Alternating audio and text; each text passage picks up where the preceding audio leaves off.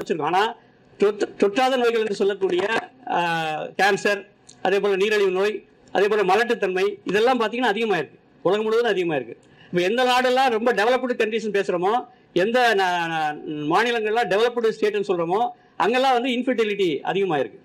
இதுதான் வந்து இன்னைக்கு கிடைக்கக்கூடிய நம்ம புள்ளி வரங்கள்.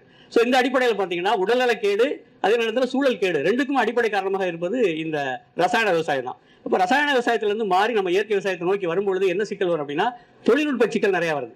ஒரு 4 அடிப்படை சிக்கல்கள் வரும். ஒன்று, இந்த விவசாயிகளுடைய தற்சார்பு என்பது இல்லாமல் இருக்கிறதுனால அவங்க மிகப்பெரிய சிக்கல்களை உள்ளாகி இருக்கிறாங்க. ஏன்னா அந்த ஈகோ சிஸ்டத்தை உடைச்சிட்டோம். எப்படி வந்து ஒரு கிராமம் சுயமாக இயங்கிச்சு, அந்த சுயமாக இயங்கக்கூடிய கிராமத்தை நம்ம வந்து நவீனம்ன்ற பேரில் உடைச்சிட்டோம் ஒன்று. அதனால அந்த தற்சார்பு இழப்பு என்பது முதல்ல நடந்திருக்கு. ரெண்டாவது என்னன்னா சந்தை. இதுக்கு முன்னாடி தேவையை நோக்கி நம்ம உற்பத்தி பண்ணோம். நம்முடைய உற்பத்தி எல்லாமே நம்முடைய வீட்டு தேவை, அப்புறம் வந்து அந்த கிராமத்துடைய தேவை, அதுக்கப்புறம் தான் வெளியே போகும். ஆனால் இப்போ என்ன செய்யறோம் அப்படின்னா, முழுக்க மோனோ கல்ச்சரா வந்து நம்முடைய உற்பத்தி முழுவதும் யாரை நோக்கி இருக்கு அப்படின்னா சந்தையை நோக்கி இருக்கு. இப்போ சந்தை எப்படி விவசாயிக்கு சாதகமா இருக்குமா அப்படின்னா இருக்கவே இருக்காது. நீங்க சந்தையில வந்து விலை அதிகமா இருக்கு அப்படின்னு வச்சுக்கலாம், அப்போ உற்பத்தி குறைவா இருக்கும். சரி, உற்பத்தி அதிகமா இருக்கு, இந்த வருஷம் தக்காளி நிறைய விளைஞ்சிருச்சு அப்படின்னு பாத்தீங்கன்னா சந்தையில விலை இருக்காது. அப்ப எப்பெல்லாம் விலை அதிகமா இருக்குதோ அப்ப வந்து உற்பத்தி குறைவா இருக்கும். எப்பெல்லாம் உற்பத்தி அதிகமா இருக்கும் அப்ப சந்தையில விலை குறைவா இருக்கும். அப்ப சந்தை என்பது விவசாயிகளுக்கு சாதகமா இருக்கிறதே இல்லை. ஆனா நம்முடைய அமைப்புகளோ, நம்முடைய கல்வி நிறுவனங்களும் சரி, அரசாங்கம் சரி, என்ன சொல்லுவாங்கன்னா, நிறைய உற்பத்தி பண்ணுங்க அப்படின்னு தான் சொல்லிட்டு இருக்கோம்.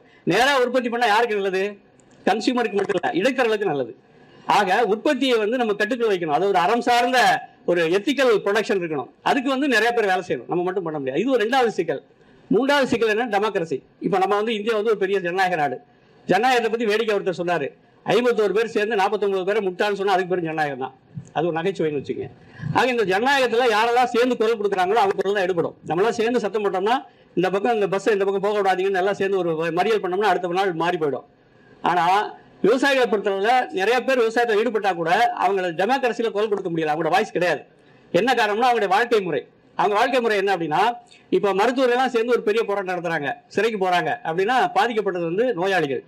ஆசிரியர்கள்லாம் சேர்ந்து ஒரு போராட்டம் நடத்துறாங்க, அவங்க வந்து சிறைக்கு போறாங்க அப்படின்னா பாதிக்கப்பட்டது யாரு அப்படின்னா மாணவர்கள். ஆனா விவசாயிகள் போராட்டம் நடத்தி சிறைக்கு போனாங்கன்னா அவங்க மாட்டுக்கு தண்ணி வைக்கிறதுக்கு நாதி கிடையாது, அதே போல அவங்களுடைய பயிருக்கு தண்ணி வைக்கிறதுக்கு ஆள் கிடையாது. ஸோ நேரடியாக பாதிக்கப்படுறாங்க. அப்ப வாழ்க்கை சூழல் என்பது ஒன்றிணைந்து போராட முடியாத ஒரு சூழல இருக்கிறதுனாலதான் விவசாயிகளுக்கான சட்டங்களும் திட்டங்களும் வரல. குறிப்பா பாத்தீங்கன்னா முதல் 5 ஆண்டு திட்டத்தில் மட்டும்தான் விவசாயத்துக்கு அதிகமான ஒதுக்கீடு கொடுத்தாங்க. 19% அளவில் நீங்க மொத்தமாக கூட்டி கழிச்சு பாத்தீங்கன்னா பெரிய நிதி ஒதுக்கீடு என்பது முதல் 5 ஆண்டு திட்டத்தில். அப்ப ஜேசி குமாரப்பாலாம் இருந்தாங்க, அந்த காலகட்டத்தில் வந்து நமக்கு ஒதுக்கீடு அதிகமாக கிடைச்சது. ஆனா இப்ப அதனுடைய அளவு குறைஞ்சிக்கிட்டே வந்து இப்ப வந்து சர்வீஸ் செக்டருக்கு தான் அதிகமாக நிதி ஒதுக்கீடு பண்ணாங்க, விவசாயத்துக்கு கொடுக்கறது இல்லை. ஏன்னா விவசாயத்துல வந்து வருமானமே இல்லை அப்படின்னு முடிவு பண்ணிட்டாங்க. இது ஒரு பெருங்கதை.